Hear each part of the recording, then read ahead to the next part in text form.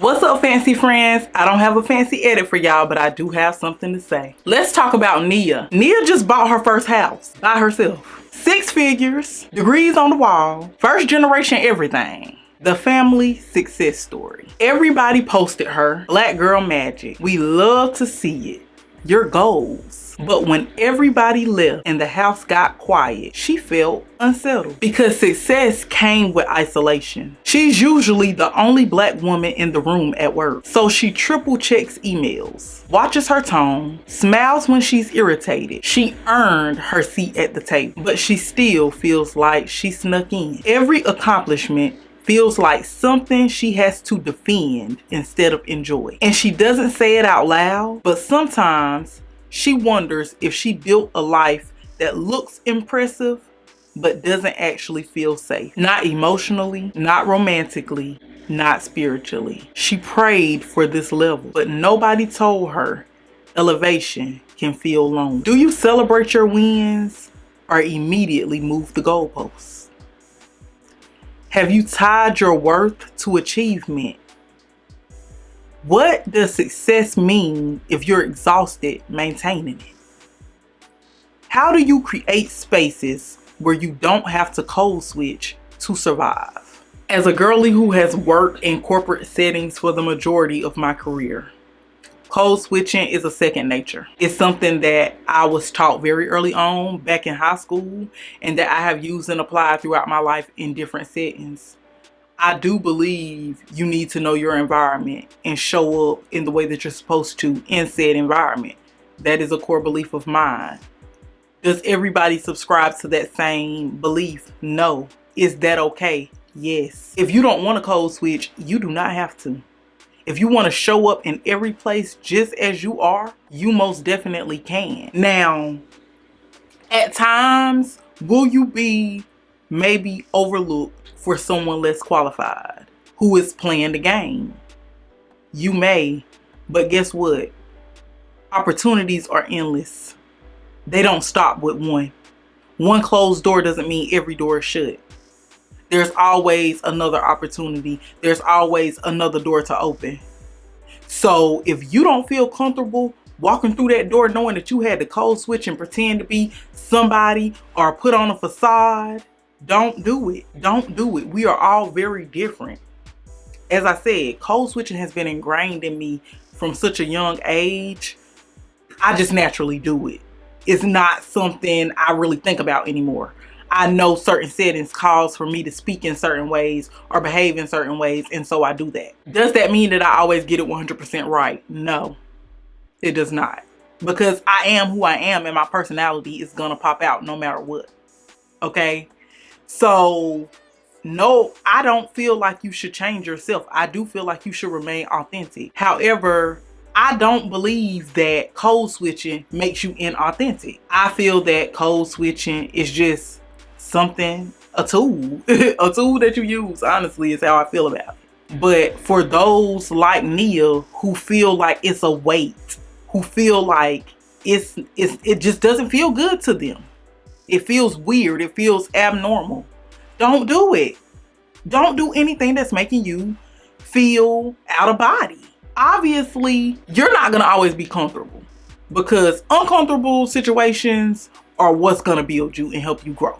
So you can't always be comfortable, but you can't always be yourself. You can't always show up as yourself because even in my code switching, right?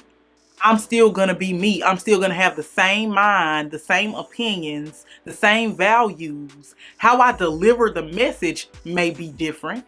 The terminology that I use may be different, but the message will still be the message. The message will still be the same. For example, here on my YouTube channel, this is my channel. I make the rules here. I can respond, give commentary however I see fit. It's no right or wrong way here because this is my world. I make the rules here. Now, I can't go to work and talk to those people at my job like this. They're gonna look at me like, this is a professional setting. This is not what we do here. But guess what? I know that. I signed up for that when I applied to work on those people's jobs. That's not my program. That's their program. That's their organization. I gotta go by their rules. So I'm always gonna be the person to say, if you don't like something, change it. If you don't want to do something, don't do it. Success can be lonely. It can be, because you may not always be able to find people who are like-minded, who are going the same way that you're going, who are genuinely able to be there for you and stand in it with you without having some sort of ill feelings towards you. It's just not always going to be, that's not always going to happen with everybody. You know, everybody is not going to be able to stand in it with you and not have some sort of resentment or jealousy. Some people are just going to be jealous. They're going to be resentful. That's not your problem. That's their problem. You can't worry about what other people thoughts, feelings. It belongs to them. It has nothing to do with you. However, you can find people who will stand in it with you, who are like-minded, who are going in the same direction as you, who do want the same things for you just as bad as you want them for yourself. It's possible. So it's so easy to get caught up in the negative cloud. It's so easy to get caught up in the negative aspects of success. But we really have to take time to be grateful, be thankful, and affirm ourselves in what we have done. Congratulate and celebrate ourselves in what we have done. I'm guilty of it. I'm guilty of feeling like I'm not doing enough. I'm guilty of feeling like I could be doing more. I'm guilty of feeling like I could be further along. I'm guilty of feeling I'm impersonating a professional at times. However, the truth is, I am a professional. I earned these licenses and these degrees, and I am qualified. The truth is that you are qualified. The truth is that you earned whatever it is that you have. Wherever it is that you are, you deserve to be in that seat, in that space. The only person that can make you feel like you don't deserve it is you. So come out of your mind, come out of that negative space. You can start coming out of negative spaces like that by, like I said, affirming yourself. Positive affirmations daily in the mirror will work wonders. Try it for 30 days straight and come back and let me know what it was hitting for you. It literally transforms your mind. And to me, when we're talking about someone who is this successful and they are still struggling to feel successful, still struggling to feel like they deserve being where they are, it has to be a shift in mindset. It has to be a recalibration of thoughts. Okay? It has to be a reprogramming, a reframing of the mind. That's what has to happen. And when I say a reprogramming, a reframing of the mind, I mean you have to come out of that negative space and get into a more positive thinking space. So we think, so we shall be. I don't know who said that. I'll put it in the description box below if I remember. But as we think, so we shall be. You will things into existence starting with a thought. We can take it back to the Bible. Before it was spoken into existence, it was thought. It was a thought, and then it was spoke, and then it happened. You have to be willing to change your mind about yourself. Yes, things happen at work. Yes, people are people at work. But the only way for you to truly feel like you don't deserve to be there, to truly feel out of place, is if you are making yourself feel like that internally. You have to change how you're thinking about things.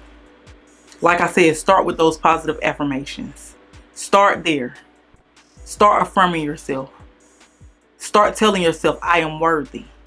I deserve to be in the room. I am worthy of love. I deserve love. I am worthy of respect. I deserve respect. Tell yourself until you believe it. Because your mind, when you speak negative things, your mind does not know that you're playing. Your mind doesn't know if this is the truth or not. So you want to feed your mind positivity, feed your mind positive things. The more you feed that to your mind, you'll believe it. You'll start seeing it happen. Sometimes it's okay to sit still and reflect on what you've done, what you've accomplished, what you've earned, instead of just moving on to the next thing immediately after finishing one thing.